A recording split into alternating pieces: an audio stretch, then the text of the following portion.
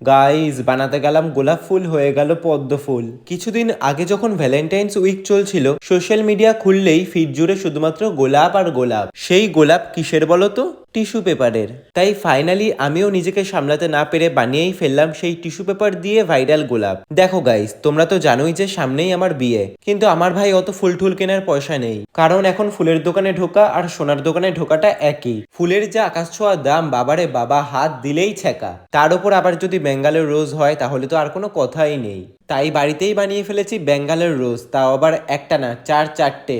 যাই হোক, চলো এবার শেয়ার করি যে আমি কিভাবে এই গোলাপ ফুলগুলো বানালাম। তো প্রথমেই নিয়ে নিতে হবে স্কেচ পেন, কাঁচি, টিস্যু পেপার আর গ্লাস। তো প্রথমেই দেখো, গ্লাসের উপরে স্কেচ পেন দিয়ে দাগ দিয়ে তারপর গ্লাসের গোল ছাপটা টিস্যু পেপারের উপর নিয়ে নিয়েছি। তারপর সেই ছাপ অনুযায়ী কাঁচি দিয়ে টিস্যু পেপারটা গোল করে কেটে নিয়েছি। তোমরা যে কালারের গোলাপ ফুল করতে চাও সেই কালারের স্কেচ পেন দিয়ে গোল করে কেটে নেওয়া টিস্যু পেপারগুলোর মধ্যে কালার করে নেবে। তারপর সেই টিস্যু পেপারগুলোকে 1 সেকেন্ডের জন্য জলের মধ্যে চুবিয়ে দিয়েছি। তারপর সেই পেপারগুলোকে ভালো করে রোদে কড়কড়ে করে শুকিয়ে নিতে হবে। তারপর একটা গ্লাস নিয়ে গ্লাসের উপরে একটা পেপারের উপর আরেকটা পেপার ভাঁজ করে করে আঠা দিয়ে চিপকে দিতে হবে। তারপর আস্তে করে গ্লাসটাকে বের করে নিলেই রেডি টিস্যু পেপারের সেই ভাইরাল গোলাপ। তো গোলাপগুলো কেমন লাগলো অবশ্যই কিন্তু তোমরা কমেন্ট করে জানিও, আর কোন কালারটা তোমাদের সবচেয়ে বেশি ভালো লাগলো সেটাও জানিও। বাই।